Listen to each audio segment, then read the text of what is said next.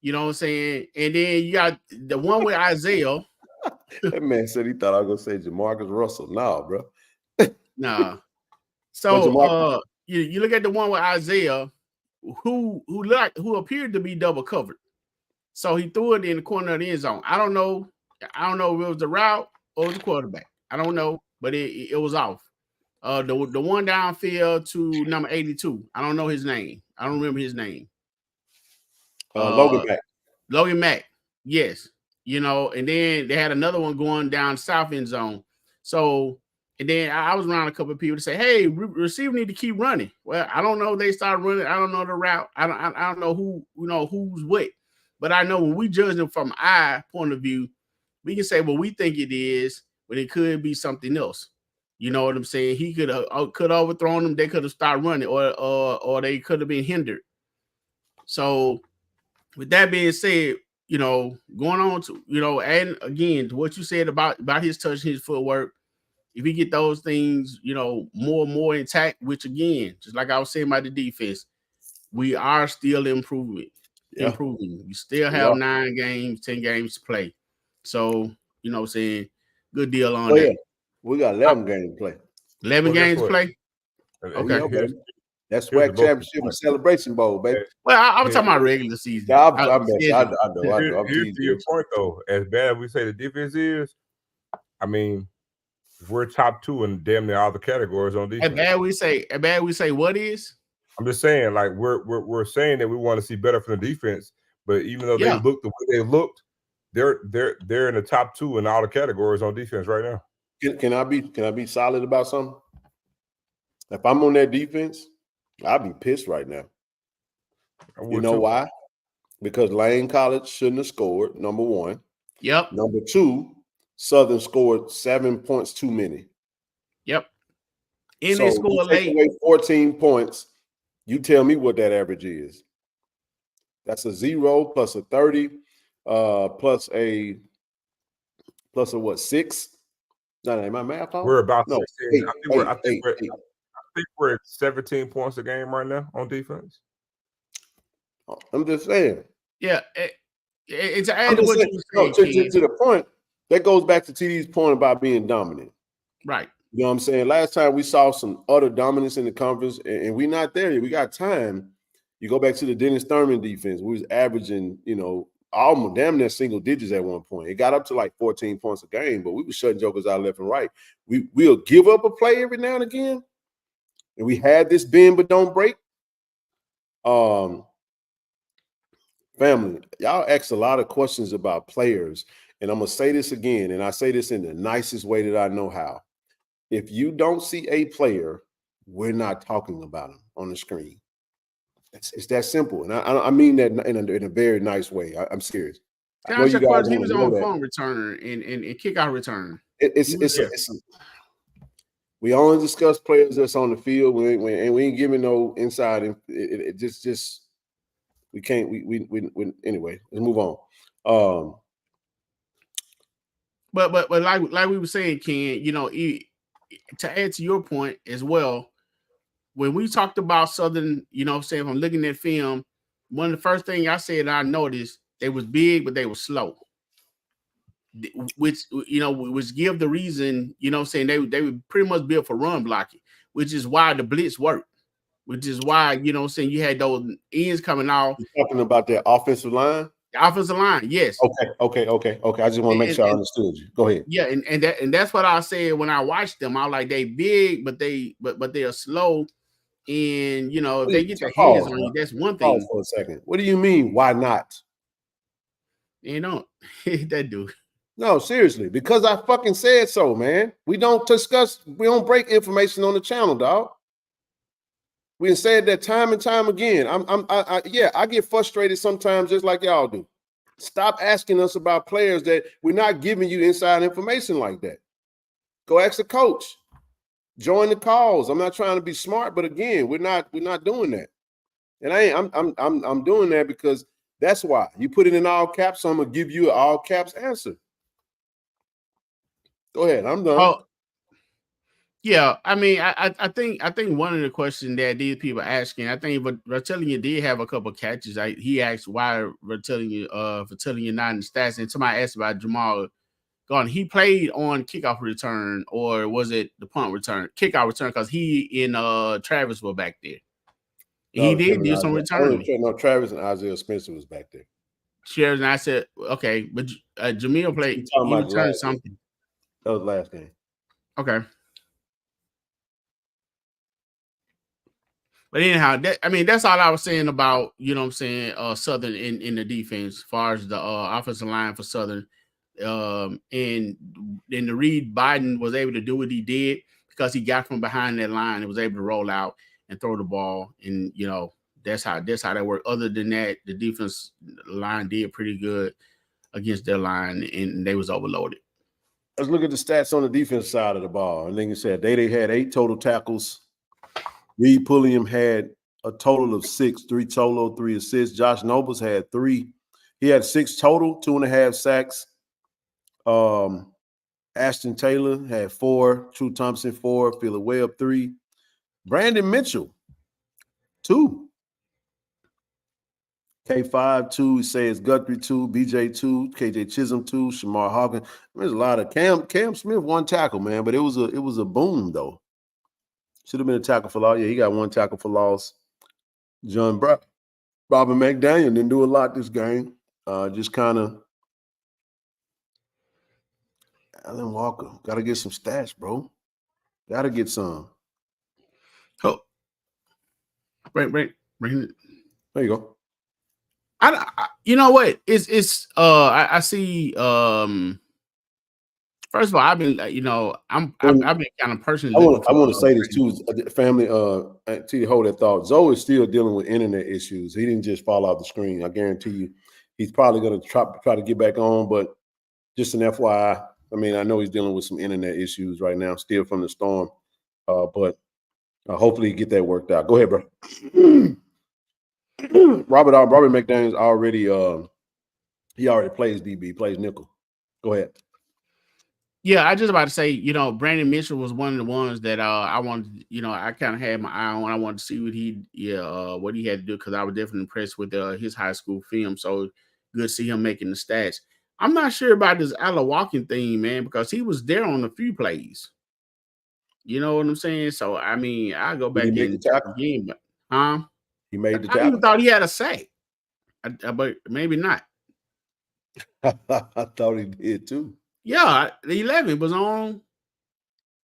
I thought he was on the sack, but you know what I'm saying? Maybe I'm wrong. We'll have to go back and look at that. Yeah, we'll have to go back and look at that. But I know he definitely had some impact. Hey, that's true. Robert McDaniel did. He should have had that pick. He dropped it. He knew it. I didn't want to call out nobody, but yeah. You know what I'm saying? And on that note, Ken, let me plug this. And some of the players already know this. We did have a reporter here from HBCU draft player, you know what I'm saying?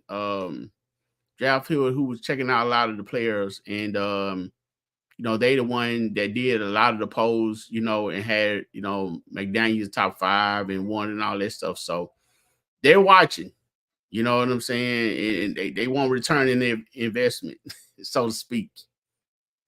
So yeah, man. So you guys keep balling out, keep doing what you're doing, man. What you're doing is not going unnoticed for sure.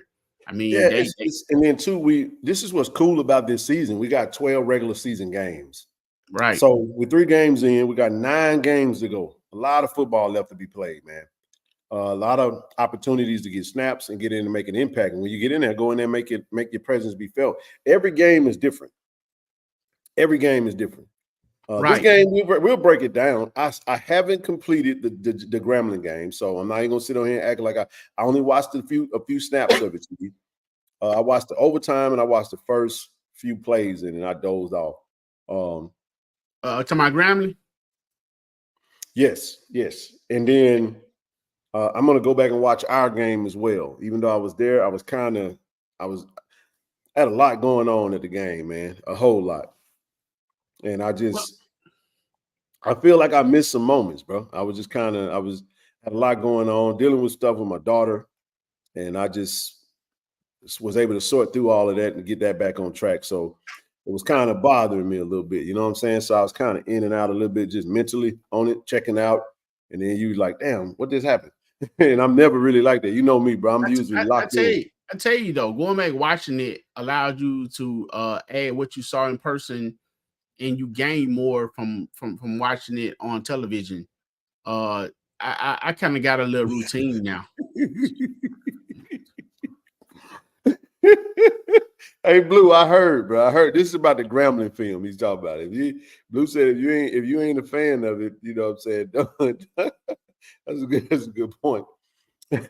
Yeah. But let's look at the team stats real quick, TD. Southern had 18 first down, 19 first. Like, it's a lot of first downs we gave up. And 16 of them came on, isn't it? 1 came on a penalty, 16 came on passing. Wow. And against Jackson State, 9 and 8. It was a pretty balanced attack. Rushing 201 to 29. I love that, bro. That's. But imagine if we could have just brought that passing down to about 187. Which brings the point that what I said at the beginning. You know what I'm saying about the defensive line and the edge rushers getting there, but the backside not finishing and bring that all together. Yep. You know, we're gonna get that game. Because you remember, even under our years of the previous coach, man. Hey, I do have a question, though, Ken. Go ahead. And, you know, we can't answer, but I do want to know why we got an edge rusher playing the slot, dude. I was like, why Philly? How did Philly get all the way? And then I go back and rewind it. Like, it's on the line, man. It's the scheme that he runs. But you got to understand this, too, though. Quinn can expound on it. It actually works, TD, because a couple of last game. Well, you still got folks going at it. You got Robert McDaniel, you got Reed Pulliam going. That's blitzing. I mean, it's a unique thing, but let's be real about something. Okay. Philly Webb you get defensive ends and linemen dropping back in coverage a lot of times. They'll step back. Yeah, they'll step back and create a. No, but when you go back and watch, he was lined up. There you go. It's exotic zone blitzes, bro. Like that's what it is. Okay. Because you're still gonna count for the same amount of bodies, but guess what, TD? I got a faster guy blitzing now. You know what I'm saying? I got a bigger guy taking a step back. He's a little bigger, but I also have safety help because it's a zone. It's a zone. He's guarding an area, right? So, hey, man. So it's called elephant position.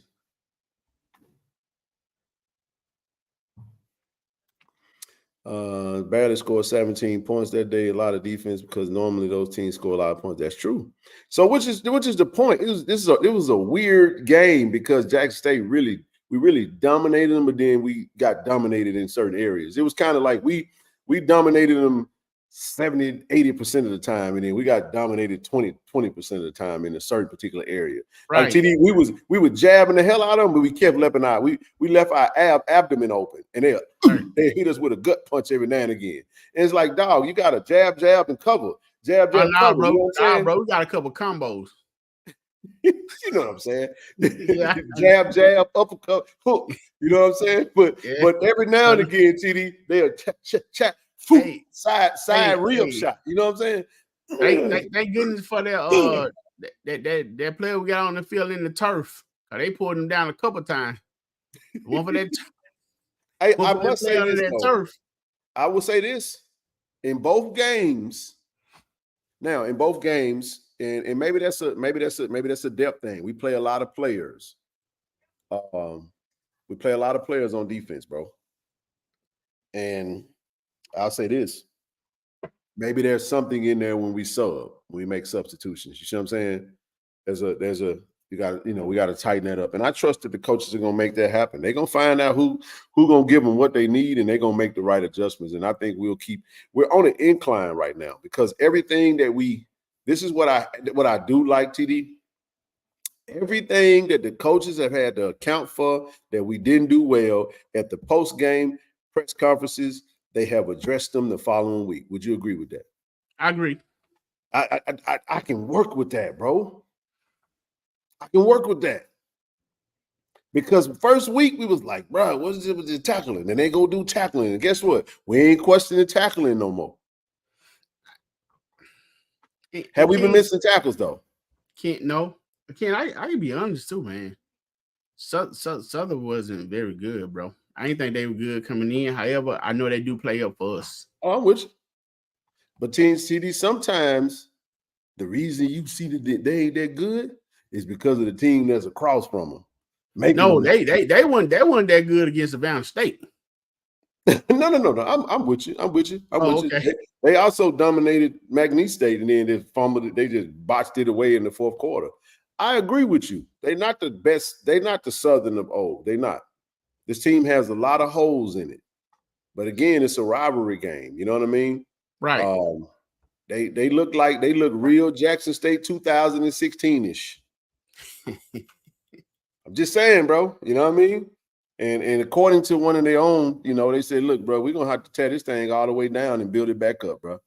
And trust me, Jack State know a little something about getting to the brass bones and breaking stuff down and building it back up. I can. Let me say this. You know what I'm saying? I'm definitely speaking. I like to speak to Tiger Nation. Yo, I know I consider, you know, we are the greatest fan. You know, some of you guys go over and beyond. That's your business. I don't know. I ain't on social media page with you, and I ain't finna fight with you and stuff like that. You do what you do. But here's the only thing I'm saying. When I speak from my heart. I speak from observing. I'm not just speaking just to be speaking, just to say words. Because I understand we have a relationship. You know what I'm saying? It's I love. I am an alum. So my money goes there, everything. So with that being said, we are in tune with the coaches, with the players and the thing. I know they watch, I know they listen, but I'm going to be true. If you always pat somebody on the back and tell them they did a good job and there's no room for improvement, then where they got to go to? I think we all do that. Right. So no. So what I'm saying is, what we mess up with our feelings, we look at a game like this and automatically putting ourselves over there. Every team is different. You know what I'm saying? Every situation is different. Every game is going to be week by week. That's why you always hear the coaches say, we're going to go in and get prepared for Grambling. We're going to go in and get prepared for whomever. Yeah. Because every team poses a different will, a different scheme. That's why it takes you doing it. So what I'm saying is, you know, don't let your emotion crown somebody until, you know what I'm saying, is that time. Let's continue to support the team. Let's continue to, let's go to Grambling. Let's take the pom-pom. Let's take the band. Let's take the kids. Let's take the grills. Let's go to Grambling. Let's go to the hole. That's what we can do. And let's be about our team, continue to support our team like that. Because I'm going to tell you, if I see it and I feel like I want to address it, then I am. TD, stop giving declarations, bro. No, you know, no. Let me. This is me just talking to you. Go ahead. And I'm gonna say this for a reason, because when you do this, everybody know who you are, bro. Everybody know how you are. They know your personality, and folks that love that. This is why I'm saying it this way, because again, I agree 1,000% with you. You don't have to get no disclaimers, because everybody know who you are and what you do and how you do it. Because this is what happens. This is the goofy stuff that starts to happen when that happens. Because when one person does that, it's almost sound like somebody else is not doing it. You see what I'm saying? And that's not the case. Now I'm just telling you what I know.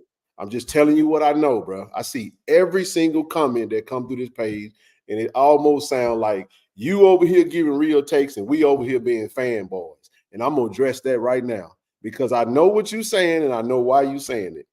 But I'm not even talking to you. I'm just talking to you. You get what I'm saying? I'm talking to you because we on the screen together, but I'm addressing something that I know is gonna come behind that statement. Because I'm riding with you, and I think you 1,000%. But I'm finna also defend and say this. Just because he said that does not mean that somebody's on here being fanboys. Because again, true. I can say the same thing you say. It ain't what you say, is how you say it. because one of the things that we do in Tiger Nation, go back to the show after the ULM game, too often we throw the baby out with the bathwater. Ain't nobody crying and nobody nothing on it. Now, I think some people still feel like it's 2023-ish. It's not. I've been taking a very, very reserved approach about everything. What am I saying right now? We are who we've shown ourselves to be. I don't know what we're going to do Saturday against Grambling. It's a different matchup. What I just said was, every time we come on here and say we got an issue, the coaches say, okay, I acknowledge the issues. I've even seen our coaches get better at press conferences. They ain't ducked no questions. They ain't ran from nothing. You listen to them SWAC calls. Folks have asked about injuries. He's addressed them. They've asked about the quarterback competition. He's addressed them. They've asked Dion. Somebody asked a Dion question today, and he took it gracefully and answered the question. All I'm saying is, and that's true. I get what you're saying. But I guess what I was saying with that, man, I was talking about fans getting on the emotional roller coaster. I wasn't even thinking about, no one else, I just was saying, a lot of times, like we was talking about the dominance performance and stuff like that. I just speaking to the fan. That wasn't anything toward you saying it as if I don't know what you was doing. I'm telling you that I know 1,000%, and you've done it like 5 times. Because again, I'm not. We talking. This is how we talk. Just so y'all know this. Me and T talk like this we talk way worse than this on the phone. But y'all a little cuss word here and there, mainly by me. But I'm just saying. So the point that I'm making is, I'm saying when you say that, I know what you're addressing and how you're addressing it. But this is what comes from that. All I'm doing is just I'm nipping something in the bud so I don't have to. I got you later. That's all. This is a conjunction with what you're saying. I'm saying you just put a burger on the plate and I just sprinkle some fries on that thing and said, here. That's what we're doing. Yeah, can we get some cheese and mayo and a little golden fish, little ketchup, little tartar sauce, or however however you eat your stuff.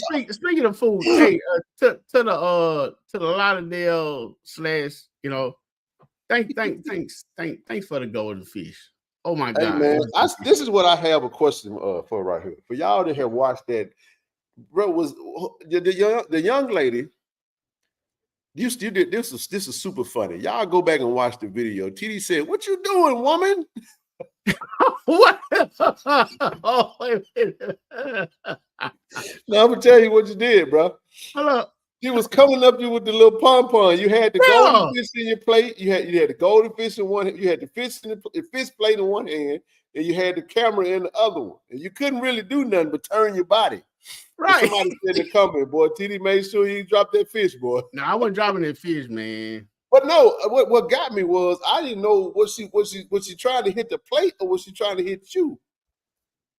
She was trying to hit the plate, and then she was trying. She had been kind of bothered me the whole time, man. But we gonna have some problems. She had knocked the fish out, man. Hey, I was just like, I was hoping that didn't happen, but I'm so glad the fish plate didn't fall, man.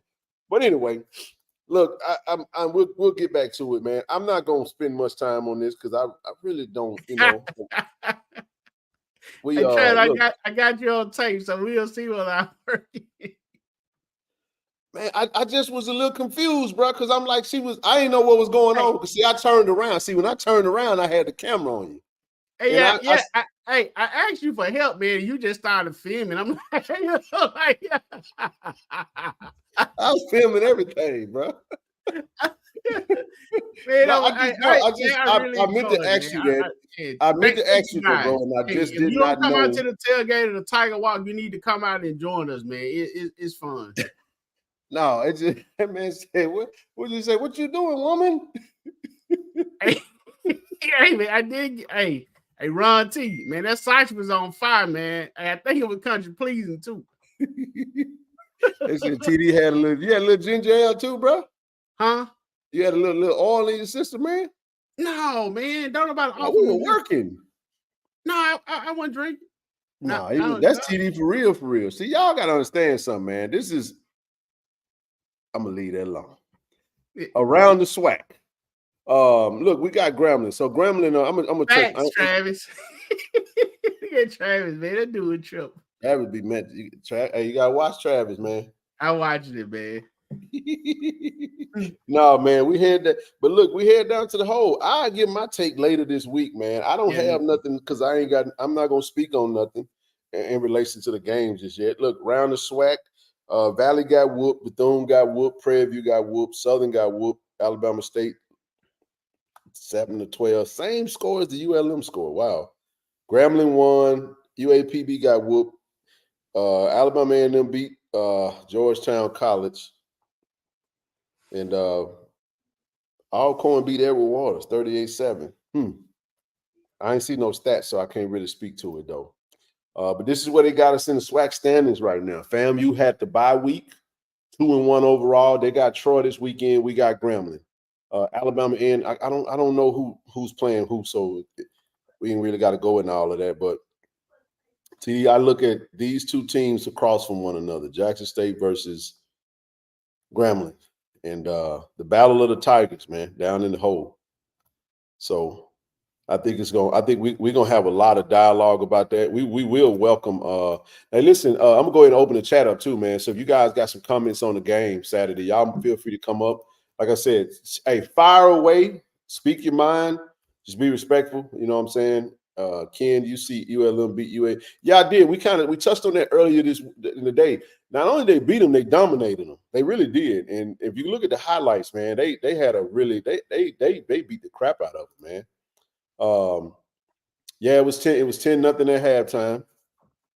That's right. I didn't really see for those who Alcorn got their work in progress, man. But this is the thing. I don't have a problem with anyone saying that we need to get better, because we all know that we need to get better. You know what I'm saying? Because we are not a dominant team just yet. Right. We're not. You know what I'm saying? We're close, but we're not. And I think that the reason people are saying it, TD, is because they feel like this team has the potential to get there. So, and this is Jackson State. You know what I'm saying?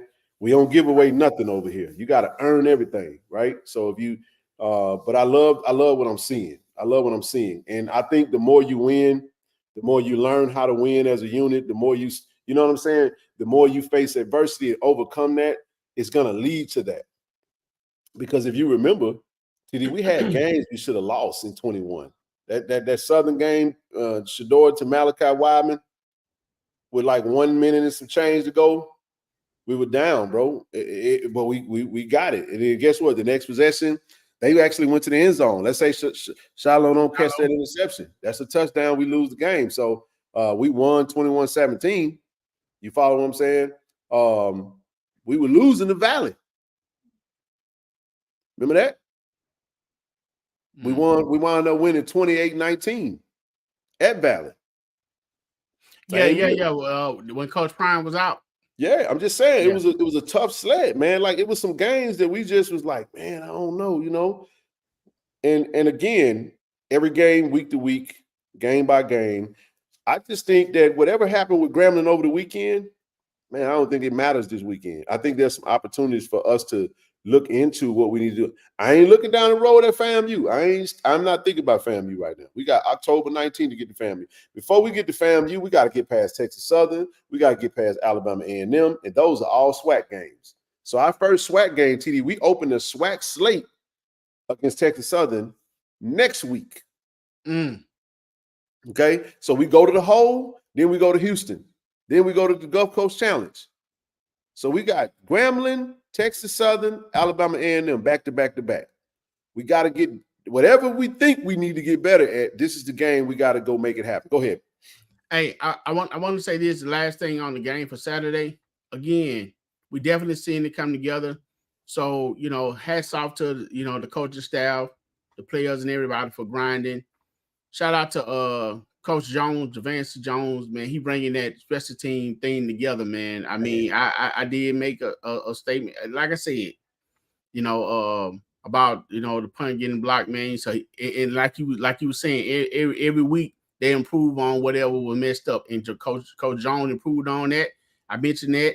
So I would say, hey, kudos for him, you know, improving that aspect of the game, man. So shout out to Coach Jones, you know, and everybody else, man. Great win let's continue to, get better. You know what I'm saying? That's all I have for that. Can I add I'm something really to glad your we won that game. Hey, can I add something to your coach Javancy Jones pocket of goodies, bag of goodies? Yes, sir. Is Matt Noel not the best punter we've had in a very long time, bro? I can't tell you when last time we had a punter as good as Matt Noel, bro. But you know what? Hey, let's add to that. Let's give a shout out to Mr. Salerno because he 100%. Oh, speaking of, we hadn't had no hype. Happy birthday to Avery Salerno, by the way. His birthday was yesterday. His dad wanted us to shout him out. So shout out to got a chance to meet Mr. Salerno. Obviously, I know Mr. Salerno, his wife and Avery's girlfriend, but I got a chance to meet his parents. His dad and mom came to the game. I met up with him over at the Blue Bengal Tent, and we went over to shout out to Mr. Kennedy and Brother Raymond Wilfred for having them for hosting them over at the tailgate. And yeah, man, it was a good thing. So listen, Avery, happy 21st birthday to Avery Salerno, man. So I'm glad you mentioned his name, TV, because I completely forgot. And yes, that's what I'm here for, Ken. I throw the alley-oop, you dunk it. Hey, man, sometimes you dunking, though. You are the diesel, bro. You know what I'm saying? I'm just trying to tell you, man. So happy birthday to Avery Salerno. Hey, man, you're doing an excellent job as well because we had, in order for Matt to do what he's doing, Avery got to get the ball to him. We hadn't had any high snaps, over the head, anything like that, man. So shout out to the special teams. G-Baby kicking that thing. Hey, when you say got some spots open, what is that for? Is that for what game is that for? Talk to me. An influx of you talking about for the Grambling game? All right. But yeah, man. Matt is. Hey, what time is that game, man? 6 o'clock, TD. Oh, okay. We down in the hole, man. Ooh. 6 o'clock kickoff, ESPN Plus. Grambling game. So for the Grambling game, if you need some tickets, so how do they contact?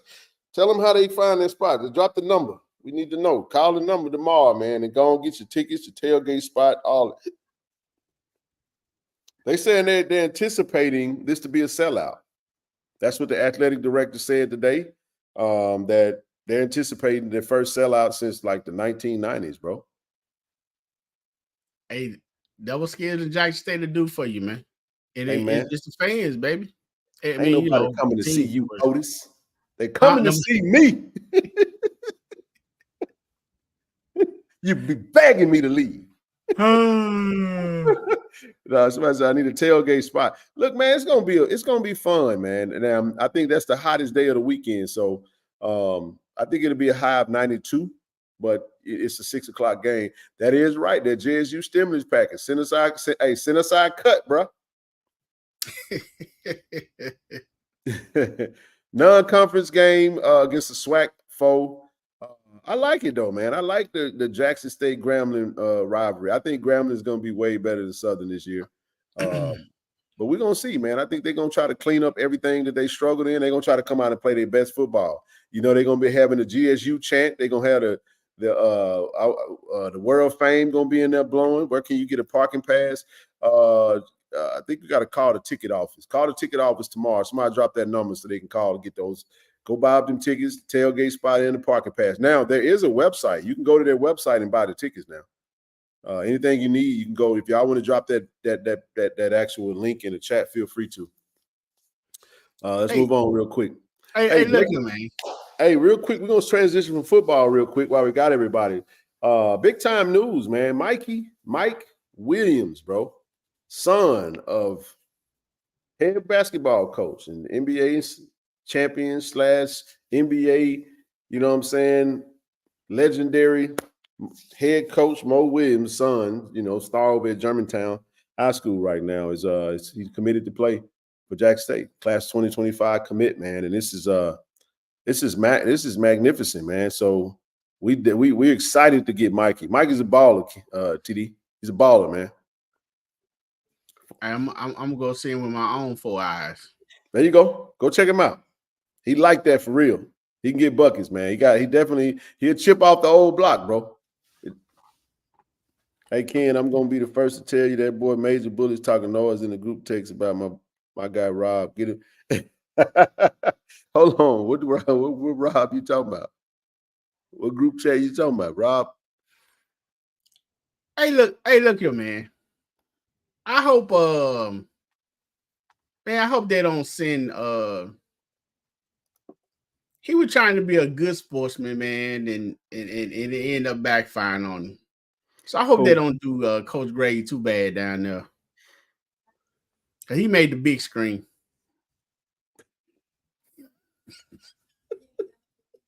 You talking about the halftime show? No, at the end of the game, they put the man, they put what the man said on the big screen about the boom. They put his whole comment. Yeah, that was a halftime show. But that the halftime show was at the end of the game. Okay. Oh man, that fella. No, cause he was coming back out on the field. And I was looking at him. I was like, man, don't look up at that board, sir. Hey, you talking about this? I love playing there. I love being there. I mean, I get fired up just thinking about it. I even listen to Get Ready. I listen to Get Ready on YouTube. If you a competitor, that's the kind of atmosphere you want to play in. Fuck them people! I'm gonna stop it there. I'm sorry, bro. Anywho, we want to welcome Mike Williams to Jack State. I mean, this is exciting news. We definitely. I know we got SWAC Media Day for both men and women's basketball, but this is huge news, man. Coach Mo is still continuing to recruit at a very high level. Of course, bringing over his son, man. You know he's not gonna steer him wrong, man. But hey, listen, I ain't got no sympathy. So he wanted it too. He won or two. He's actually a combo guard, man. He's a scoring guard. He's similar to his dad, man. His dad was he was a combo guard, really. They made him, he moved over to point guard. If you recruit that atmosphere, Ginger LTD had dancing his thing. I don't drink. No, you don't do it like that, man. Ram doesn't sell parking in advance from what I was told by someone, and they don't sell it in advance. Yeesh. I'll come back to this real quick, man. But I do want to do this. Listen, man, I want to say this, man. And I'm glad I got you on the screen, bro. I saw this, and I have a very specific reason why I want to just put this out there, bro. I just want to send a message. Just like you talking to Tiger Nation TD, I want to talk to our students and student athletes that can hear the sound of my voice, man. And even those that are in fan base, bro. Listen, man, depression is a real thing, bro. It's a very real sickness and disease, that can catch anybody in any walk of life, any socioeconomic status, any race. It don't matter, man. You know what I'm saying? But I saw this because DeMar DeRozan actually wrote a book, and the only thing left to really discuss is talking about Mind Flow. I wanted to bring that back up and our partnership with Mind Flow with Jackson State. But I wanted to touch on this, and we'll finish up. We'll go back into the football aspect of it. But say why DeMar DeRozan wants more athletes to open up on mental health and show their Clark Kent side. He said, people say what are you depressed about? You can buy anything you want. I wish everyone in the world was rich so they realize money isn't everything. We talk about money, fame, and all that stuff, man. And a lot of people don't understand, man, just it can hit you, bro. And if it hits you, you know what I mean? It doesn't matter what you got going on. And if you got young players, and this is why I think us as adults, sometimes we got to just let the thing play itself out, TD. Right. These players, they already have these expectations, and it's like, some people want to skip the steps in the process, and they got a lot of pressure on them, man. You know what I'm saying? Play right now and play well every game, and nothing is ever enough, and you're already battling, man, with, and a lot of kids are suffering in silence, and they don't want to say nothing because they don't want to look like a liability. They don't want to look like a handicap or whatnot, and you try to power through it, and deep down inside, you just really can't, man, because it's something that it's not meant for you to overcome it on your own. You know what I'm saying? But I just thought this grabbed me, man, earlier, bro. It really did. It caught me, man. And I just wanted to put it on the show because I just want, if there is a student or student athlete out there that's dealing with things, and I do know of some that are dealing with some things, man. And I just want to put this out there and let them know, man, you're not alone. You know what I'm saying? You're not by yourself, and it's not unique. And that is absolutely correct. Take it serious, man. Use the resources. Lean on your network. Extend your network as needed. And don't resist and turn down the help. You know what I'm saying? Nothing to be ashamed of. And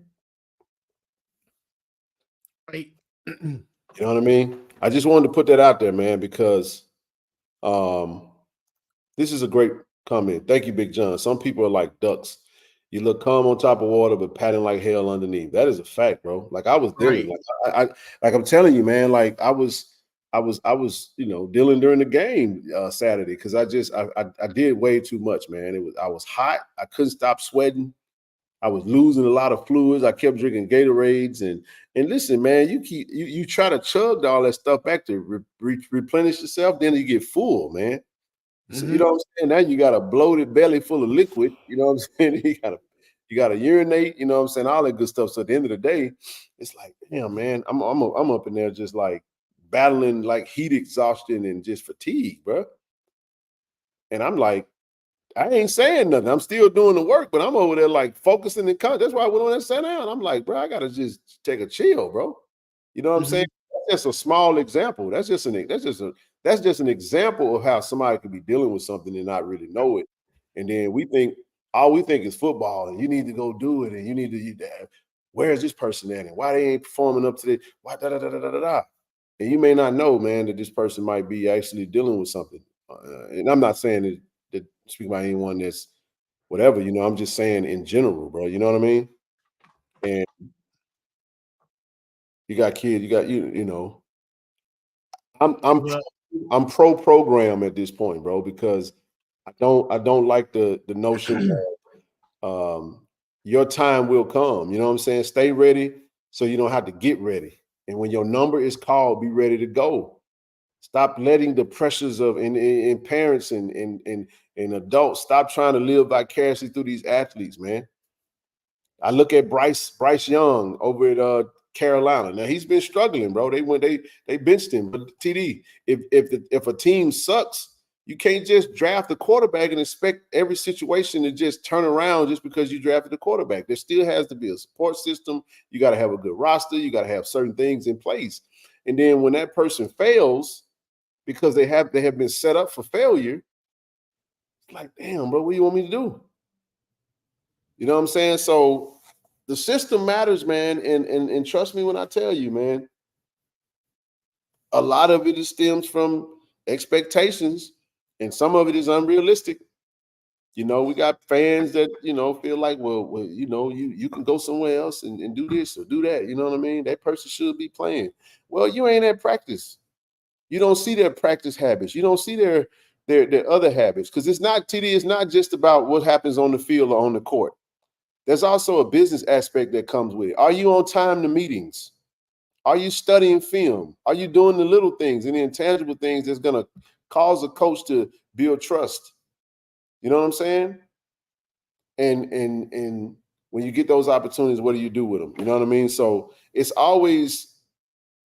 so many different things. Then there's things that's happening at home, man. You know what I'm saying? It's so many, things in life that can affect a player and an athlete. And I just appreciate and love DeMar DeRozan for using his platform to be open about it. I think Kevin Love also was one of those athletes that was very open about things like that, man. And some people feel like because you are a star athlete and you got all this stuff that somehow you won't be dealing with that. But at the same time, it ain't got no picks and chooses on who it chooses, man. And we all deal. So I just wanted to throw that in there because I just want to put that out there. And I hope that whoever's out there dealing with that grabs that and catches that. But go ahead, bro. let me add a little bit to that. You know what I'm saying? And I pray God be with me for sure. You can overindulge in anything. Too much of anything is not good. What I mean by that, you have a lot of money, but what does that really get you? You get tired of buying. You get tired of eating certain places. You get tired of shopping. You may not think so because we don't have it. But I can tell you like this, Ken. I'll tell you kind of somewhat of a person spirit. I try to be strong in whatever I do. And I pride myself in my managing my finances. But there became a time, Ken, where I managed my finances to the point to where, I looked at my account and, just bored and look at overage and say, okay, hey, let me go to Amazon.com and just stroll for whatever I want. And then I realized after I did, I was like, why? So I just shut the computer off. You know what I'm saying? It's not going to solve all your problems. And I tell whomever who overindulge on social media, a lot of those people are lying. They're not living the life that you think they're living. They're not balling the way you think they're balling. A lot of it is a facade. I'm not going to say all of it is. You know what I'm saying? Everyone is not, going to be a star quarterback and have all these deals. Stop comparing your life to someone else. And that's easy for me to say now, being a mature man. As a young person, it's hard for you to absorb and understand these things, especially when they call peer pressure that you're dealing with. But when you get comfortable within yourself and realize your limitations, you know what I'm saying, Ken? When I was growing up, man, I couldn't afford the Nikes and the BKs and the Adidas and all those different schools that people were getting. Hey, man, that was time I had to get shoes from the dollar store. But you know what? I kept them clean. Them XJ900s, bro. Them tracks. Yeah, I was there with you, bro. I know all about them. But you know what? I wore them in pride because I knew how hard my parents worked, to keep the lights on and keep food on the table. So I appreciate what I had. So you make fun of whatever it is what I got. So when you get comfortable within yourself and realize is what it is, then you're able to deal with stuff a little better. So sometimes take a break from social media. Pro Wings, right? Take a break from social media. Go for a walk. Go throw some rocks in a pond. You know what I'm saying? Whatever makes you happy. Listen to music. So just find comfort within yourself. You know what I'm saying? And a lot of you students out there, go find your church home. Athletes, go find your church home. Ken, we had Lanier basketball team and Tougaloo basketball team came to visit our Lanier girls volleyball team came to visit Coach James there. And then Tougaloo college basketball team came to visit our church. Greater Pearly Grove. It's for 1460 County Line Road. Come take a visit. Go online. GreaterPearlyGrove.com. Come into GPG. It's a whole lot of them out here listening. Yeah, man. So find some time, man. You want to reach out? Hey, I'm on social media. I don't require money, so I don't get caught up in superstardom and who got what, man. Your money is your money. You got $100,000, but you ain't gonna spend none of it. So what's the point? Exactly. You said something that was key, and I'll say this, and I'll TJ, welcome to the stream, bro.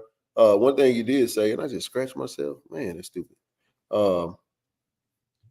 Comparing yourself to someone else, man, ain't wise. That's biblical, actually. Not wise to compare yourselves amongst yourselves. So, how you feeling, TJ, man? What's up, brother? Hey, man? Justin, I saw you, bro. You should have said something to me, man. Yeah, I sing in the choir. I ain't ashamed. What's up, fellas? How y'all doing tonight, man? TJ. What's up, baby? All good, man. All good. Good. Yeah, I don't want to change it up too much. I think it's good that you guys are addressing mental health. Us as black men, we tend to think that, which we do have, broad, strong shoulders because we have a lot of weight to carry. But we do suffer with things, from time to time, and it's okay to kind of, be vulnerable in those moments. So I agree with that. Absolutely, bro. Absolutely, spot on. I was impressed with the the game, I mean, looking at our team, you can tell we're a very physical, dominant team on both sides of the ball. I mean, there's always room for improvement. You know what I mean? But we have a really good team this year, you know, and I think you got to give the coaches, the players time to develop in the system that they're trying to run. Yeah. And I kind of spoke to this today in some of the, you know, the chats that, you know, people were kind of in an uproar about the whole quarterback situation. I mean, it's not too often in the SWAC that you see teams that have multiple quarterbacks on the same roster. And so, you know, my thought process is, I mean, a lot of teams struggle to even have one guy that can lead, you know, and at least be able to have above a 50% completion, you know, average. Yeah. So, I mean, you know, having McCoy and, you know, Morgan on the team, I mean, it's a plus, you know, and I think those guys, they both contribute something to the offense. And, you know, I mean, they don't turn the ball over. I mean, we're early in the season and we're in my opinion, we're playing at a high level, but we still have a ways that we can go. So that's what's really encouraging about everything. I agree wholeheartedly. I think a lot of the comments around it's a new normal, you know what I mean? One of the things that we did talk about, and you guys maybe feel me on this, is that there could be a trickle down for some of your FCS programs that could, you know, be able to, if you can recruit well, you can make this thing work in your favor. You know what I mean? And if you got a good program that kids want to come to and actually be a part of, I mean, man, it's not uncommon. And listen, there's a quarterback that's getting lost in this conversation that we're not even mentioning. I want to mention Zy McDonald. Yes. Zy McDonald is transferred in from UL, Louisiana Lafayette, or Louisiana in Lafayette, the Raging Cajuns, and is a baller, local kid that can actually go out and start, I think, for any team in the SWAC, and kind of get lost in the shuffle because of a deep quarterback room. I understand that, because in the end, you want your quarterback room. I feel like if any one of if both McCoy and Morgan went down and Zy is healthy, we can go out there and win games with Zy, because again, Zy's that's a good problem to have. I think we just so used to this. This is our guy, and I'm gonna just be real, man. We escaped. We escaped, and for 2 years with Shador not getting hurt, for the amount of times he got sacked. He got sacked a lot. You know what I'm saying? And had he went down, yeah, it was curtains for us, because we didn't have nothing in the backup room. You know, not you know, Cray Lyles was solid, but he wasn't Shador. You know what I'm saying? I think we really got it. He was solid. He was okay, but he wasn't. It's a major drop off. What we have is two. You know what I'm saying? We trying to decide, do we go with a Lamborghini or a Ferrari? You see what I'm saying? And I mean, you judge who's who. I'm using that example to your point. A lot of teams struggling just to have one quarterback, let alone another one. I'll give FAMU a plug right here.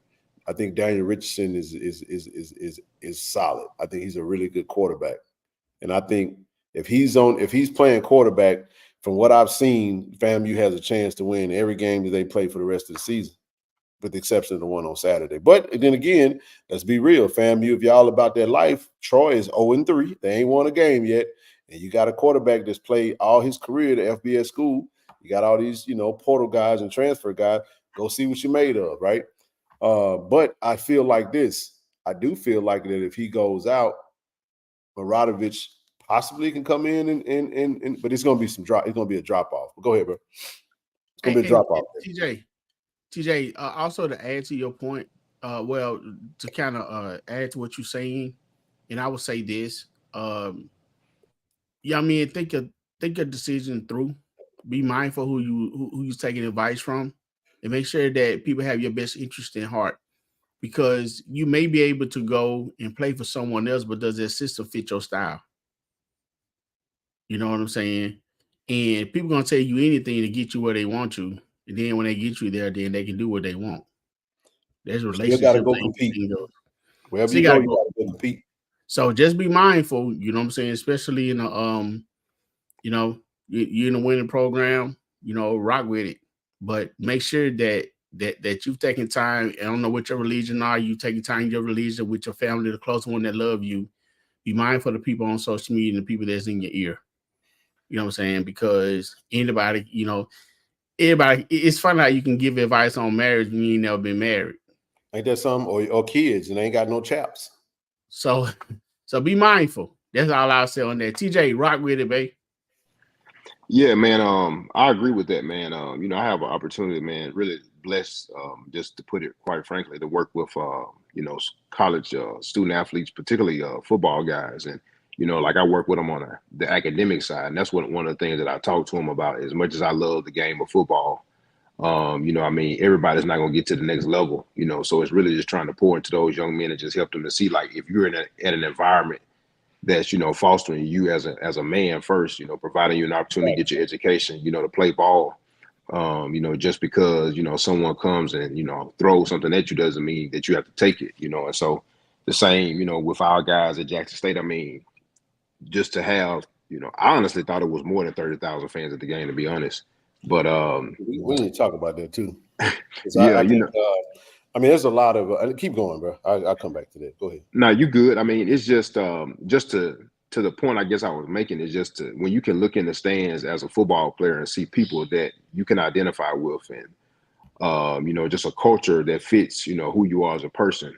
It's nothing in my opinion that's better than that. I mean, because ultimately it's going to pay dividends down the road for you as a human being when you can look back, tell your grandkids that, hey, I had the opportunity to play at Jackson State, experience, these things. And like, those are memories that they'll last forever for those guys. So it's not always quick to just jump in the portal and go to a school to where, you may play in a stadium that may be a little bit more modernized or whatever the case may be. But at the end of the day, it may not be the best fit for you. So, I agree with you on that, TD.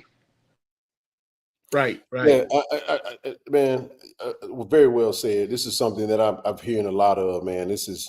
Listen, I'm not here to, to really, I ain't gonna do that, you know what I'm saying? But we had some conversations today. A lot of people were just addressing a lot of things, speaking from their experience. And I don't know, because I don't go through the gates.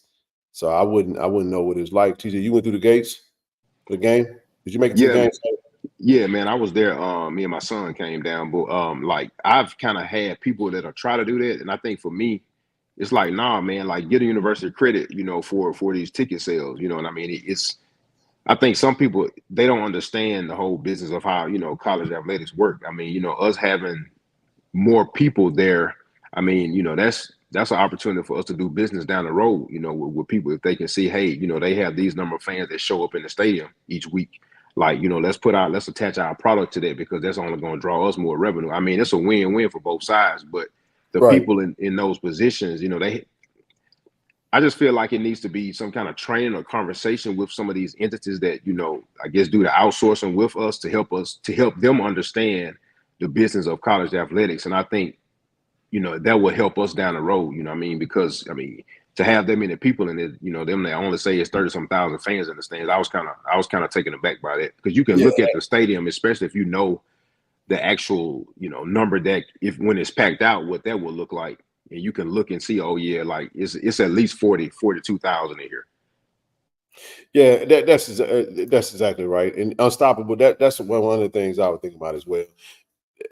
The school get the money if tickets are purchased. I know that last year there was some rumblings of people, getting let in games and stuff. Hopefully that's not still happening, where people are getting in and not, I've heard, error messages. I'm not going to go into all of that. Only thing I would just advise everyone is to just, get the information to the right, parties, and just and from the university standpoint, we gotta be tight on that, bro. We gotta make sure that's. Hey, Ken, TJ, why not? You know what? To alleviate some of the pushing and shoving, might need to open up the gates at noon. Then just let people come in when they want to come in. Open it at 3, 1 hour. Yeah. You know what I'm saying? Just 1 hour a little early to kind of soften up the blow before a game like exactly. that. I mean, there's some. It's a lot that keep going. That's all. I mean, that's all I had. I'm not getting on no rant, but it's just like we are. I mean, when you're hosting games, you are in the service industry when it comes to that, man, and you have to be accommodating. There are some things that just consistently that I've heard.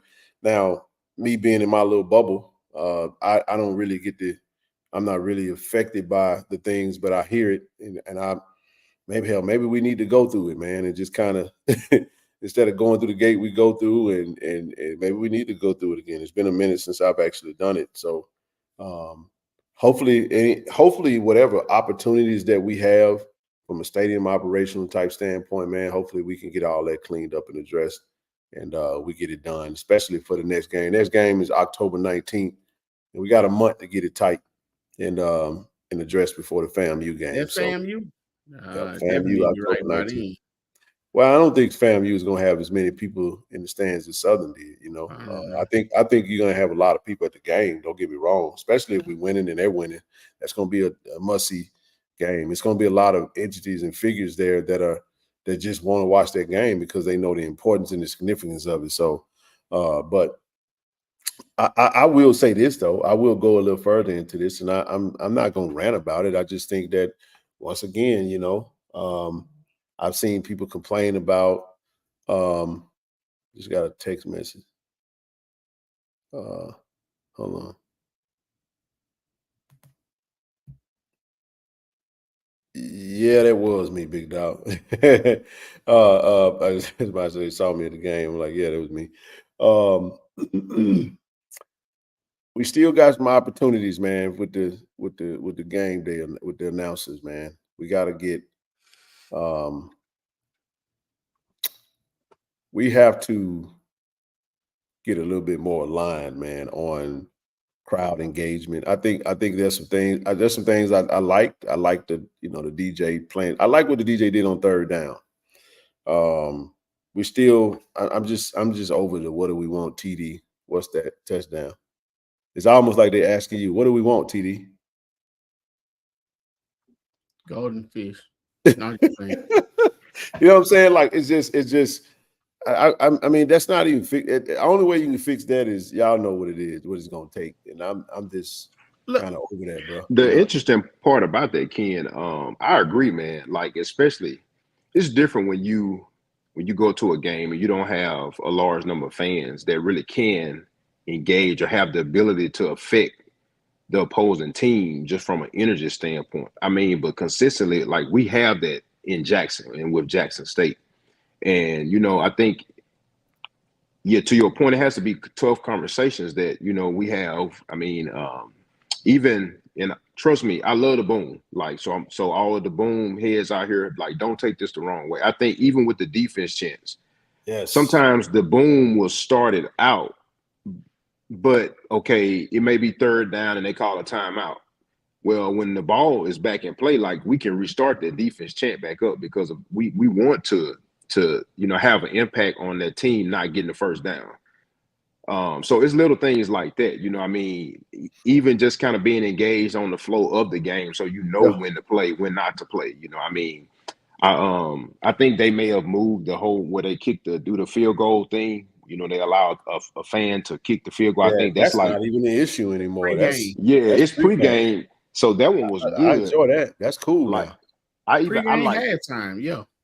Even with the video that they do, like before kickoff, like fans don't really even engage in it. And like, honestly, that's a moment to raise the energy level in the stadium as you prepare for the team to run out. But I think sometimes once the video ends, it's kind of like a lull and like the energy just kind of goes away prior to the team running out. And so, I feel like we're right there, but in some ways we still got a ways to go, because it's all about just trying to put it together. Yep. It's not hard, bro. Hey, Ken. We just make it hard, bro. It's not hard, bro. It's not. Because I'm gonna tell y'all something. All I'm gonna do is everybody got some homework. I got a confession. Y'all, I got a confession. I have never in my life been to the hole. Are you for real? Not once. It's different. It's different. Cool. Hold on. I've never been. Never cared to go. I never did. We, whatever. I didn't care to go to Grambling, but watch them, when we played but just pay attention to how they to how that I'm going to be observing. This is what I do. I always observe the game flow and announcers on the road. I take inventory of that. I listen. I do. I'm just saying. Because I'm saying, like, at the end of the day, I'm sorry, TD. Couple of listen. I know how Valley did it. I know how Alabama State was last year. Year before last, 22.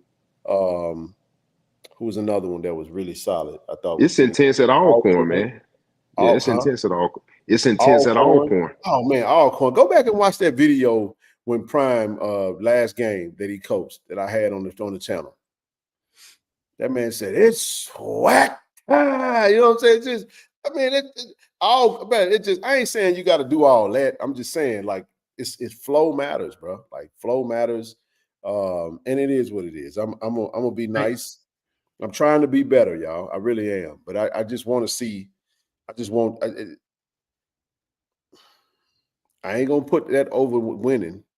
Don't get me wrong. Mumford is pretty solid too. That's correct. But go ahead, y'all.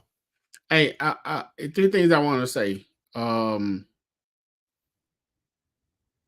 add on to what TJ said, you know what I'm saying? We all know we got the best band in the land. We love the boom. We want to hear the boom. But if anybody out there listening, when the offense had the ball, individual battles, trumpet, drum, do, just beating. You know what I'm saying? Be mindful that our offense is trying to hear the play call, the caterings, and everything.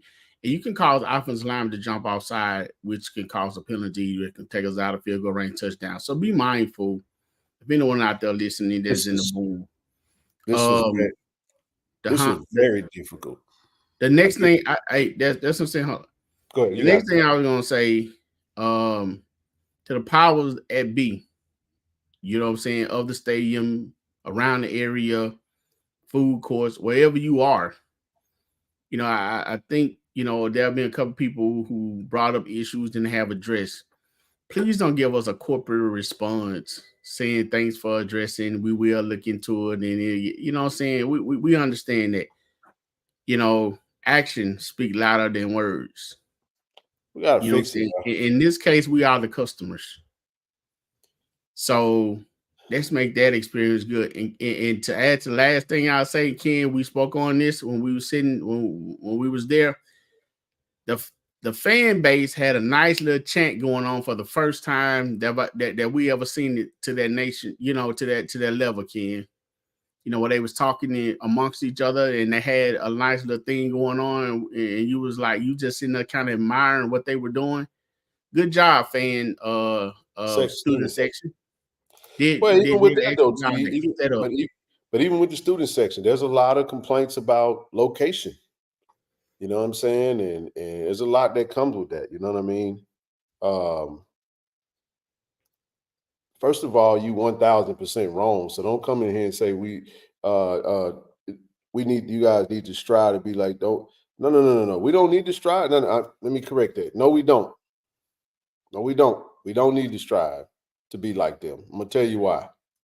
I'm trying to do this in a very emotionless, PC, but well, you know, communicated way. You're doing good, brother. I'm serious. I'm not coming on here back. I ain't blasting nobody. I just want to see it get better. So I gave a little pushback. To the student section, you know, the folks who had an issue with the student section being where it's at. And this is why they was like, well, we need to put the student section on the other side. I said, well, man, listen, if it's not JSU versus Southern, the other side ain't really well attended, TD. Can we be real about that? It's not. So it get a little thin over there. I know we let our opposing band sit across. Valley does something similar, across from one another. But the point that I'm making is that Jackson State football games is partnered with a big figure, which is the Sonic Boom of the South. It is a draw to a lot of people to the game, especially students. that's prime time seating right there. They want to be there. And if the school wants to put them there to get them to the game, man, I'm okay with that. I think we as the adults have to adjust to the new thing. We always want the young folk to adjust to what we want. When they get something that works for them, you know what I'm saying? We kind of want them to, we want, you know what I'm saying? We don't want to, you have to keep in mind, this is their era. This is their time, right? And they're establishing something that's going to be memorable for them for years to come. I don't have an issue. I think the adults should adapt. Leave that student section alone, because I heard of some of the things that was happening and doing that was going on. Listen, all that stuff, you know, the housekeeping aspect of that got to be better, because obviously that's where security come into play and all that good stuff. But y'all know how it is, man. You know what I'm saying? She said definitely move them. No, she said initially you shouldn't have a problem with that. The problem with the student section is those seats were sold as general admission. Some people have been sitting there for, okay. See, now I'm starting to understand a little bit better. Okay. But this is what has to happen. If you're going to do that, then I think you should introduce that to the fan base and say, hey, these seats are going to be roped off for students. I understand I think there's a communication gap. The Baby Tigers can move. I mean, it just, Richard controls our crowd. The crowd does with the now. That's exactly right. Yeah, I agree with that comment. When he chants and says, hey, get up and make some noise, I'm kind of a little annoyed by the round of applause. Like, this ain't, you know what I'm saying? Just give them a round of applause. We got ways to go with this, bro. Dr. Ali, how you doing, man? Appreciate you for joining, man. Help me out What's here. up, man? What's up, man? You got it, baby. Dr. Ali Liddell, what's good? Man, I'm good, buddy. TD. I'm on my way to Nashville. What's up, baby? I'm on my way to Nashville for the CMA Music Teachers Excellence thing, but I wanted to comment on the great time I had Saturday watching my Tigers beat down the Jaguars and talk a little football. Yes, I want to start. Let me start with which y'all should start with every time, because that offensive line is fantastic, man. Me and my brothers, we were up at the very top, man. Them dogs was knocking folks down, sitting on top of 5, 10, 15 yards down the field. It was ugly. Look, hey, you know, Dr. Ali, one of the penalties that we got of the two was Kurt Ford was giving him a little extra on the ground, man.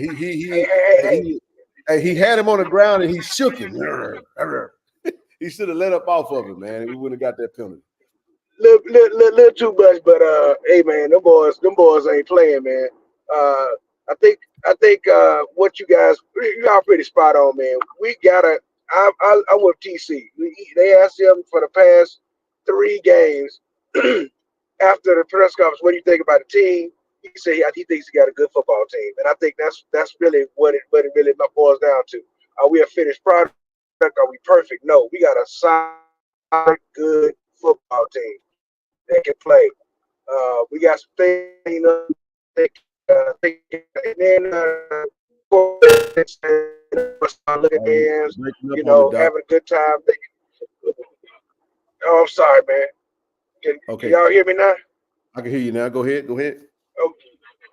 I was saying that the defensive coordinator mentioned it too, about them guys started looking in the stands in the second half when they got up big, the defensive backs, and he said he's going to handle it today. So I ain't worried too much about that. I think we got a solid team. We got some things to work on. I also want to comment on the sonic boom destroying the human puke box. That was beautiful. I was talking so much noise, man. I made a dude totally shut up. He started. I wasn't even going to say nothing. I was with my wife and son, and I was he just started. I said, I just started talking back, and then it just, how it happens, man. And I had to shut him down. And boom, handled their business, bro. This is a great day to be a Tiger. That's all I got to say. And y'all keep doing y'all thing, baby. Excellent work, both you, TD, Rochelle, Zoe, the whole crew. Keep doing y'all thing, and we appreciate you, Tiger Nation. Appreciate you, bro. Hey, that's a good day. Anytime you can come on and say that, man, because we know we handled our business. I think you made a great point. I think the coaches are going to address our woes, and we'll see, man. We go down there and we got a phenomenal opportunity, man, to put it together and go get one down in the hole, man. I like our chance. Hey, Dr. Liddell. What's up, TD? Would you happen to be related to one Mr. William Liddell? Absolutely, that's my uncle. Man, that was my math teacher. Man, that dude was so tough and funny. Man, I love Mr. Liddell. Oh my God. That's my dad's brother. Yes, sir. He's awesome musicians, man. Hey, Ken, the whole family. Musician, man. Yep. That's right. Hey man, I'm loving Doc on the band session with the booms, man. You know what I'm saying? Hey, Doc, while you on there, one question about the band. Explain to me the face, man. Cause I seen a couple of people who were mean mugging so hard till their lip was almost on the ground. Like, well, how they gonna blow? Okay, that's kind of a new thing. It's called a funk face. It's called a funk face. You're supposed to look like you mean business, but some of them taking it to a comical level. And us older guys, we ain't really down for that. But it's called a funk face. You're supposed to look like you ain't supposed to be smiling, looking all cute going in the stadium. You're supposed to look like you're going to handle some business because we the boom. But they take it a little too far. It's almost a comical. It's not what it's supposed to be. But hey, new day, new band. It's all Sonic Boom. They doing their thing. I got several students in that band. I'm very proud of them. Very proud of Dr. Liddell, Mr. Johnson, Mr. Sherrod, Dr. Sherrod. All them guys are doing. They doing their thing. But I'm excited for this football team. I'm excited for the season these guys can do. I think we got a good team, man. We got some stuff we got to clean up, no doubt. Yep. And I was disappointed in the big plays that we gave up on the pass game. Really, it's just I'm not upset about the little chunk plays, little here there hitting this. The deep ball. I think they lost focus a little bit. I'm a little disappointed. Yep. Didn't execute. Hey, man, but that doggone D-line though, bro. I love to see that when they just offense try to do some little cute stuff and the D tackles just messing it up, making everything look ugly. It was a beautiful sight, boy. That Pope T said, man, they hit that man left and right. They were popping that boy. You were right. Hey, TD, you said that, man, it was some of the plays he just said, forget it. I'm just going to go down. I ain't going to take the lick. Yeah, he did. Hey, this is a great question, brother C. Lee. I think they should. Because I think some programs do this, that they announce tickets. You know what I'm saying? As opposed to. They used to. I would announce ticket sales. That's what I do. I'm curious, is that what that's the number? It does not include, let's say, season ticket holders that didn't go to this game, or it's all inclusive. Attendance is all inclusive. I just think one of the things we need to do, man, is we need to make sure that we got the technology and the hardware and software is working properly, and we need more of it. We can't piece together good operations. You got to be intentional about that. Everything that is a gripe. You got to be intentional about addressing it. If it's a restroom situation, hire the right people to manage your restrooms and your facilities. If it's a parking issue, hire the right people to manage your parking situation. Hey, Ken, can I speak on that parking situation for a second? Yep. I'm 48. I've been going to Jackson State games since as long as I can remember. That to this weekend of any game, even the back in the old preview games, this was about the quickest I got in. That was so important. It was the quickest he ever gotten in and gotten out. I think that's what he said. Which means that's improvement. So I know sometimes we give an ear to only the negative side of it, but go ahead, Doc. You broke up on us. That's all I'm saying, man. This was the quickest I've ever had. So I Yeah. As soon as you got ready to say it again, it faded out on you again. But no, I think we got what you're saying. This is the thing. There's no negotiation for any of it though. No aspect of it. And hopefully we get it right. I really do. But we got to be intentional about it. Also, we're including the students in number. The ticket sales are in their tuition, I believe. Yeah, I mean you should. Absolutely, brother Ray. But again, you want the account. You want the accounts. This is another thing you think about. EJ talked about revenue opportunities. You talk there's potential when you're showing those crowd numbers and stuff like that. There's a lot of opportunities that can come from that. If we talk about getting a new stadium, you know what I'm saying? Moving up conference.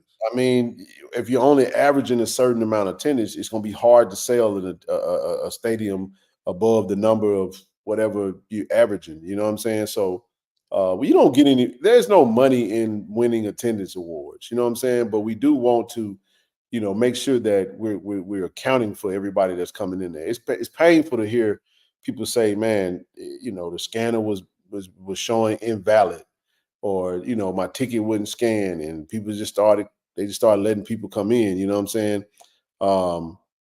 It's whatever that is, whatever that looks like, we got to grab it, catch it, address it. And I think we will. I think we have the right people that can get it done. I just think we can't cut corners with that. You're only hosting a few games a year. Speaking in directing traffic, I just thought about something. We now have the Capitol Police who have taken over most of that area. Can they assist with traffic? But to your point, TD, they were out there. They were out there in some spots on Saturday, because actually I didn't get to the stadium until maybe 4 o'clock. And to Dr. Liddell's point, traffic, it was somewhat better, but I have the VIP, parking, and I had to park pretty much at the back of the parking lot. So like my parking that I usually there were no parks there, and so I think that's an issue, because you can't have people turning in the general admission parking lane and then being able to park in some of those VIP lots spaces. I think because what happens is it's kind of like once you get in the gate, it's kind of like you're at your own and find a park, which that needs. Go ahead. I'm sorry. Well, to add to that, TJ, there's not very many signs to tell you where to go.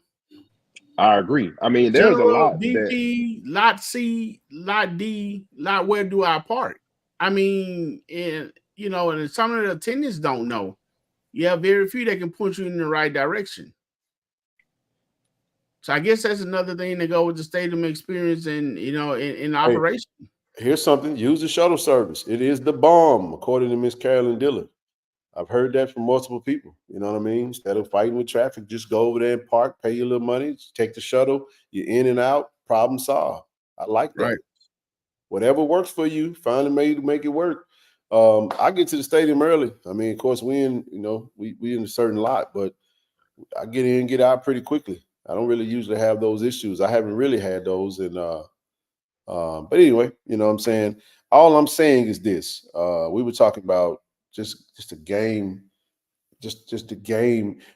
We're very inviting, man. We're the cool cousin with the big house. Okay, that's what we are. Come on in, y'all. We got plenty of drinks. Make yourself home. Get comfortable. We're gonna play the game in a minute. I'm gonna bust your head when we play the game, but you know what I'm saying? But I'm glad you're here. Let's have a good time. But it's football. I'm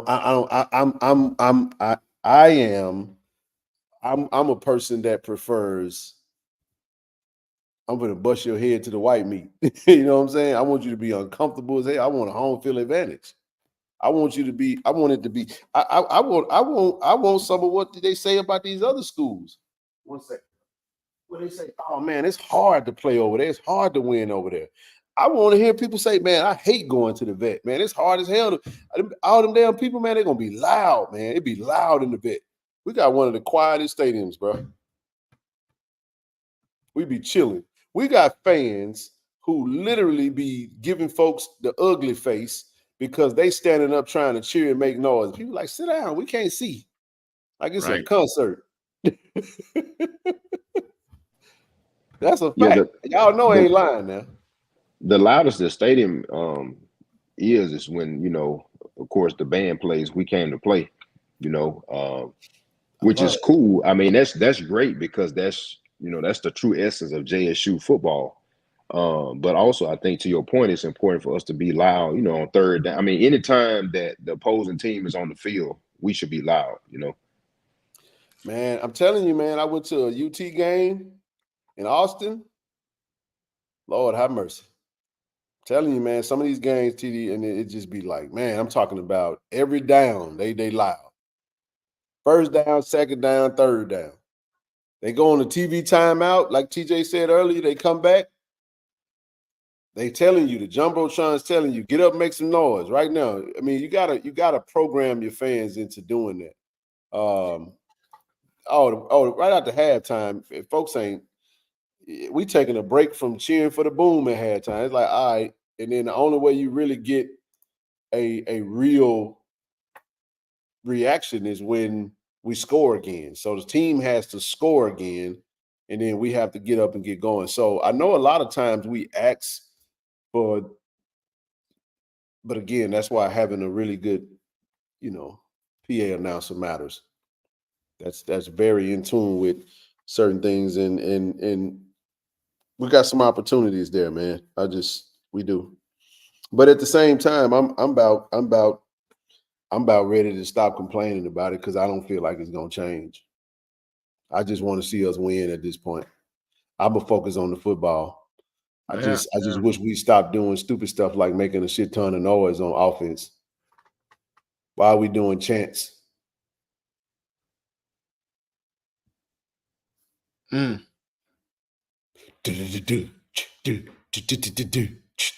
we on offense. Like, what are we doing? I'll never understand that, bro. It's the most ass backwards thing I've ever seen in my life when it comes to a football game. And we do it every single game at home, bro. Because our PA announcer says, what do we want? TD. What's that touchdown? What do we want? TD. And so you know what? Let me tell you how we can do this, TD and TJ, and everybody can be happy. All right, Richard, I make a deal with you. If I'm speaking directly to Richard, I would say, okay, cool. TD, you can say that and just say it once. What do we want? TD, what's that touchdown?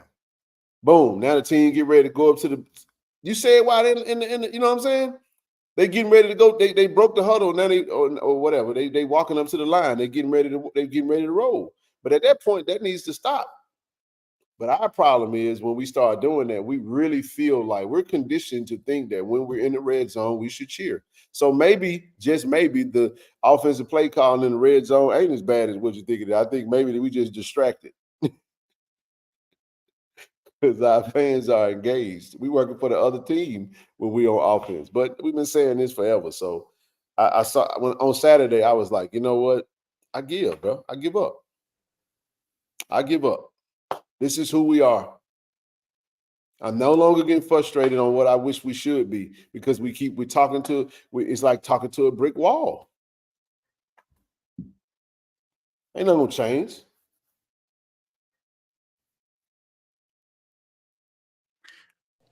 I think one thing, this is kind of like on a lighter note, man, like Richard's voice is kind of like a newscaster. Like he doesn't really have like that's a great way of putting it. A football announcer's voice that gets the crowd engaged. I mean, you know, I think he speaks well, but it just doesn't get the crowd excited. Bro, I mean, even that happens at 1 o'clock, 2 o'clock, 3 o'clock, 5 o'clock, 6 o'clock. It don't matter the time. Time ain't got nothing to do with it. Go ahead, bro. Yeah, nah, you're right, man. He do that in his sleep, I'm sure. No, this ain't a beat up on Richard session for me either, man. this ain't even about Richard. This is beyond that. I'm just saying, like, TD, just like we desire our defense to just come on with it. You just want that little extra oomph. That's how I feel about the experience of the games, where I just wish we could add that element. Yes, I've seen some improvement, though. You know what I'm saying? I thought Karamu did a good job Saturday. That's the best the DJ has been, in my opinion. So I shot my boy out. He did his thing. You feel me? He did his thing. I like the third down little situation. I like the scoreboard. I like the using of the jumbotron. But that needs to be coupled with the game day announcer saying, Tiger Nation, get up, make some noise. We got to get loud. You know what I'm saying? Like, you got to do that. You got to do that. Got to do that. And listen, if we decide to, I mean, I think Richard can still be the voice of the boom. If we decide to switch up something on game day, that could be next year. I don't know. I don't know when that happens. That doesn't mean that he is not going to be the voice of these other programs that continue to do that. But it's just, and I'm starting to think that we're content with it, and we're just the complainers, and you're not going to change. So I'm just going to save my energy. But we suck in that area, though. So it is what it is. We're not good in that area, and that's why our fans are.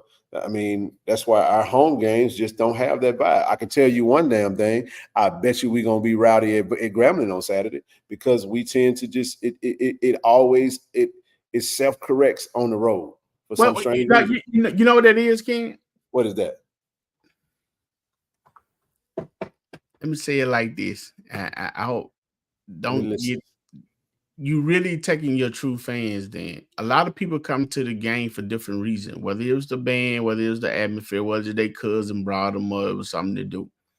But when you spend your money to travel and to support the team, you definitely loyal to what you're doing. 100%. And then that when the trueness really comes out. Hey. You paused. I thought you. Yeah. And you remember we ate that fish over the shrimp over there with blowfish? Huh? Ain't this a name? Blowfish? The tailgate we was at. Tailgate Anonymous. Tailgate Anonymous, right? Yeah. You know what he said about that, TD? He said the difference between being on the road is this. He said, Ken, in the vet, the true diehards are spread abroad. Everybody's in their own little section. You with your family. He said exactly what you just said. I'm just giving you confirmation. He said when we get on the road, we all sit together. So we all together, and that's why you get a much more. It sounds we can take over a stadium because we're in unison. Because you brought your diehards and we vested it. It is what it is. But when you get to the vet, everybody kind of in their own little pocket. Right, and a key point to that, when we on the road like that, then you have a person like a Calvin Younger that takes, you know what I'm saying, that leads a lot of the cheer. Sometimes you have to calm that fella down, but but the point, he'll get the crowd kind of going. But at home, he's sitting over there with C-Lee. You know what I'm saying? On the visitor side. Hey, I gotta be honest with you, bro. Shout out to brother C-Lee. Shout out to brother Younger and all them over there. Shout out to Al B. I got to be honest with y'all, man. I actually enjoyed watching the game from the other side. I was like, wait a minute. I've been missing out on this shit for a while. I'm sitting in a good spot. I'm chilling. Hey, man, you giving up the secrets, bro. I ain't giving up nothing. See, Lee been saying. But no, TD, I was like, you know what? This ain't bad after all, bro. I'm over here chilling. So that was your first time. I do it a lot. I know I've been on, I'm standing up on the sideline, but I enjoyed it, man. I was like, this is cool. And now you that's kind of what he was saying. Like, that's the point. Like we all we're all together on the road. And guess what? And you know what, Ken? I know we suggested one time, just like Texas Southern putting a student section on there, you really have to have serious security for that now, for real. Because you know what I'm saying, to make sure no fisticuffs are exchanged. You're gonna need that anyway. Right, that's what I'm saying. Just with the student section alone, you know what I mean? Right. But this is what I will say. I said this earlier. Hell, put the student section across from the boom. And put Southern over there in the corner. like they do us. So what are we gonna do with the other bands that come in the corner? Oh, the same corner. Everybody go to the corner. Okay. Because guess what? You know that fans gonna sit by the band. But I'm saying the stadium's too big for that. That's the problem. We got 25,000 extra seats that's got to be accounted for. But if you think about some of these other stadiums, that's why they're able to do that. They smaller stadiums. Hell, ULM only holds 27,000. I think it holds 27,000. You know what I'm saying? So, but it is what it is. I mean, there's a lot of things you can do, man. I mean, brother, hey, Granny, how you doing? Said we definitely be loud on Saturday because all the faithful followers. Sometimes the home games, you have people that show up different reasons. That's absolutely right. A lot of people come to the game for the boom. A lot of people not really paying attention to the game. It's a big hangout, and I'm not knocking that because there's money involved in that too, and the boom is a part of the draw. I understand that, man. I'm just talking smack. But yeah, y'all was battling in the fifth quarter in times past in Baton Rouge across the corner across the field. They wasn't no face-to-face. We're accommodating. Because I told you, we the cousin with the big house. That's who we are. Yeah, I'm actually looking forward to Grambling, man. Like the games get real intense down there. And to the point, to TD's point, like I'm one of those people, man, I hit the road in a minute and travel to a game. I mean, because it's like I love football, and I love Jackson State. And so when you put them two together, like it's hard to miss, especially when you have, the opportunities to go. So I'm looking forward to it because I know this is going to be a big turnout for us on the road. Hey, Ken, you and I. So the Grambling students are on the visitor side? Yep, they actually going to be sitting right next to the boom. Oh yeah, they finna be in for a rude awakening, Jack. Cause we taking over, man. Hey, speaking of going on what TJ said, I think Ken, we probably 15 games in straight. On what? 15 games. How many games we had last year? 14 straight. 15 for me. In fact, I went to the OBC this year. And you went to the Virginia State, so 15 straight. Yeah. Yo, I'm talking about Jack State. Yeah. No, I'm just saying, like 14 straight Jack State games. Actually, no. We went to the Celebration Bowl. Wait, it might be more than that, y'all. I'm sorry. It may be 20-something straight. I think. I'm talking about, as far as us rolling together like that. I mean, from a crew standpoint, it's 14 straight. I mean, 15. Shit, man. What is it? I know. You went to the Celebration Bowl, right? No. Okay. 14 straight. Yeah. Of the TC Taylor era. Yeah, TC Taylor. I haven't missed a game coached by TC Taylor yet. Correct.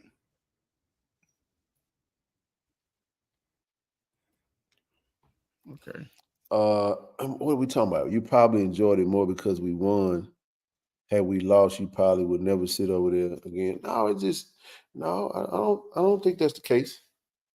I was just watching. I stand over there. So just so y'all know, that's where we stand at. We on the field. I'm usually on the visitor side, up by the visitors' locker room, standing over there away from everybody. I don't really get real crowded on the home side with the team sideline, and there's just a lot going on. I always, for years, have been on that side. I just stand out the way. I don't want to be in the way. And then sometimes I switch it up. I go over there, whatever the case may be. But we'll see.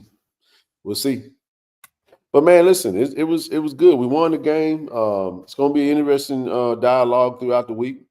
Wednesday we'll come back on and we'll talk some football, man. We'll look ahead. Friday we'll give our predictions and then we'll call it a day, man. Let's go get this dub on Saturday. There's some big time games coming up. We got Prairie View playing Southern this week. So that's going to be a conference battle. Appreciate you coming up, TJ. Next week we got Damn, I hate that. Oh, the Eagles lost to the Falcons. Eesh. 1 point game. I see why everybody talking all that smack. I'm gonna say this, we're gonna get on up out of here, man. So you got Jack State versus Grambling. You got Bethune-Cookman taking on Clark Atlanta. Bethune-Cookman is hoping to get their first win. Nichols versus Mississippi Valley. Nichols knows Mississippi Valley has won a game. And you got Arkansas Pine Bluff hosting Central Arkansas. That's pretty cool. Austin P versus Alabama A&M. Austin P has 0 wins. FAMU takes on Troy. Troy has 0 wins. So that's let's see if FAMU can make some noise, man. Prairie View versus Southern. Texas Southern versus Lamar. Alcorn State versus McNeese. Jackson State versus Grambling.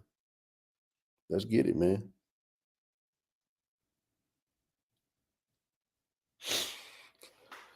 Hey, I did recruit. I mean, I was trying to look through the chat, man, make sure it wasn't, you know what I'm saying, any mischiefs going on. But I think TD man in the chat, man. Good. Hey, listen, I gotta say this, man. A couple of things I say before we get out of here, man. We appreciate you guys for constantly rocking with us.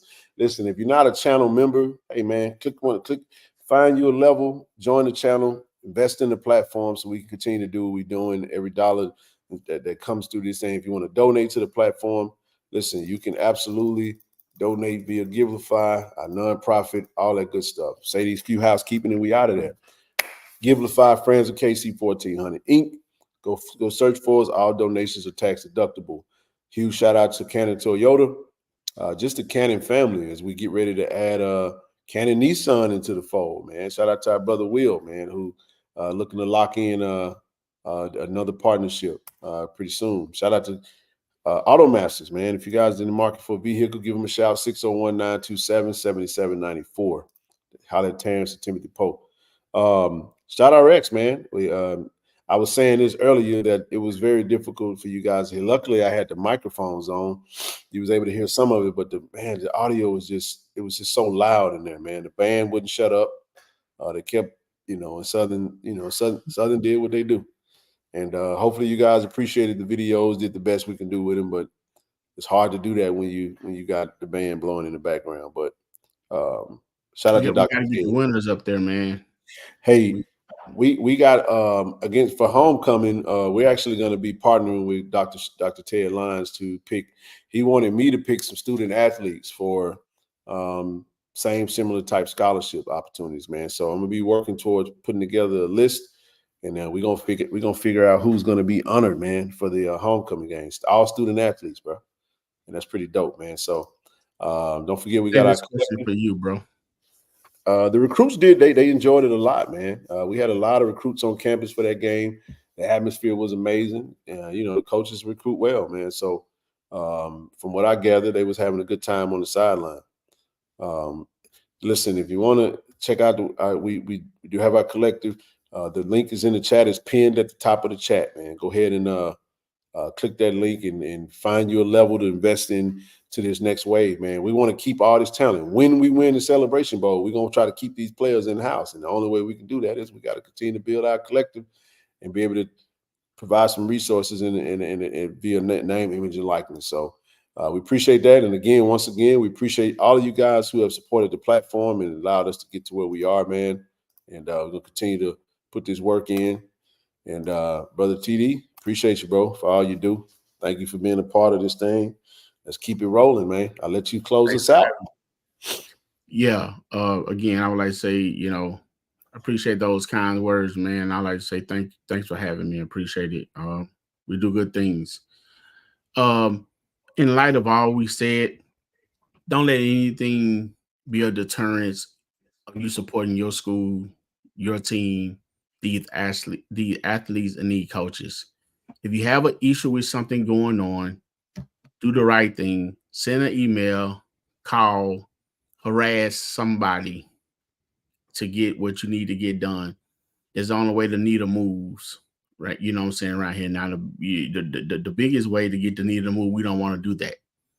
You know what I'm saying? And you know what that is. So, but what you need to do is just make sure that your voice is heard, just like going to the polls.